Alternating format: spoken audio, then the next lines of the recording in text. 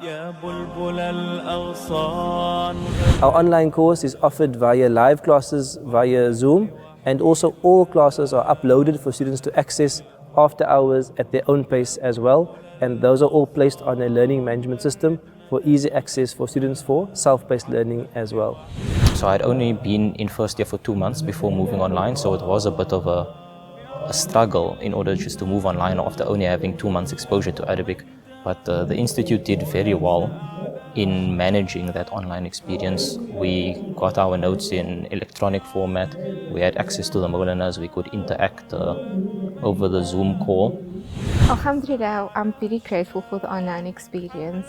It just coincidentally was at the same time I was on maternity leave, and pre-online version of Mizan, I would have had to, stay away from class for a couple of months, and I was really, really grateful that I could still join, even if I was just listening in while doing other things with kids or taking care of babies. It was a very enriching experience I was allowed to have with online.